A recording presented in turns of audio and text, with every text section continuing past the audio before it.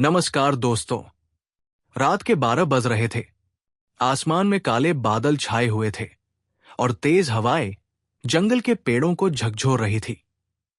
गांव के बाहर एक पुरानी हवेली खड़ी थी, जिसे लोग भूतिया हवेली कहते थे। कोई भी इंसान उस हवेली के पास जाने की हिम्मत नहीं करता था। कहा जाता था कि वहां जाने वाले कभी लौटकर नहीं आते।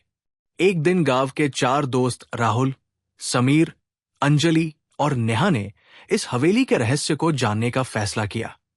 वे सभी बहुत ही साहसी थे और भूत प्रेत की कहानियों पर विश्वास नहीं करते थे।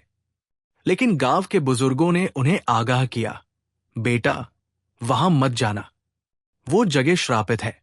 पर उनकी चेतावनी को नजरअंदाज करते हुए वे चारों टॉर्च और कैमरा लेकर रात 12 बजे हवेली में घुस गए। जैसे ही उन्होंने दरवाजा खोला, अंदर से ठंडी हवा का झोंका आया और एक अजीब सी बदबू महसूस हुई। हवेली अंदर से बहुत पुरानी थी। फर्श पर धूल जमी हुई थी और दीवारों पर अजीब निशान बने हुए थे। जैसे ही वे अंदर गए, दरवाजा खुद ब खुद जोर से बंद हो गया। चारों ने एक दूसरे की तरफ देखा और डर के बावजूद अंदर जाने का फैसला किया। चलते चलते वे एक बड़े हॉल में पहुंचे, जहां दीवारों पर पुरानी तस्वीरें टंगी हुई थी। उनमें से एक तस्वीर में एक महिला थी, जिसकी आंखें बहुत ही डरावनी लग रही थी। अंजलि ने जैसे ही उस तस्वीर को छुआ, अचानक पूरे हॉल की लाइटें झपकने लगी और ठंडी हवा चलने लगी। राहुल घबराकर बोला, हमें यहां से निकलना चाहिए। लेकिन समीर को लगा कि ये सब उनका भ्रम है। तभी अचानक एक जोरदार चीख सुनाई दी। वे चारों सन्न रह गए। टॉर्च की रोशनी में उन्होंने देखा कि सीढ़ियों से सफेद साड़ी पहनी एक औरत धीरे धीरे नीचे आ रही थी। उसका चेहरा आधा जला हुआ था और उसकी आंखें गड्ढों जैसी काली थी। नेहा के मुंह से हल्की चीख निकल गई।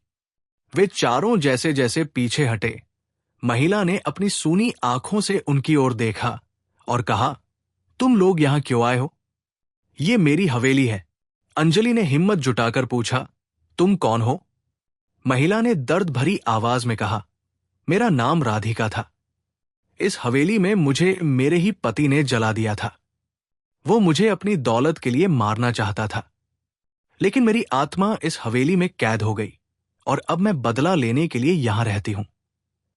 जो भी यहां आता है, मैं उसे बाहर नहीं जाने देती। चारों के रोंगटे खड़े हो गए। वे तेजी से भागने लगे, लेकिन हवेली का दरवाजा अपने आप बंद हो गया।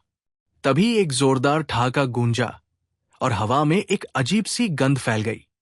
राहुल ने दीवार पर एक पुराना मंत्र लिखा देखा, जो आत्माओं को शांत करने के लिए था। उसने जल्दी से उसे पढ़ना शुरू किया।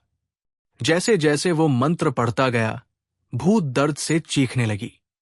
हवेली की दीवारें हिलने लगी और अचानक भूत की आकृति गायब हो गई। दरवाजा खुद ब खुद खुल गया और चारों भागकर बाहर निकल आए। बाहर निकलते ही हवेली जोरदार आवाज के साथ हिलने लगी और फिर अंधेरे में गायब हो गई। अगले दिन जब वे गांव में इस घटना को लेकर चर्चा कर रहे थे, तो एक बूढ़े आदमी ने कहा, तुम लोग बहुत किस्मत वाले हो जो बच गए।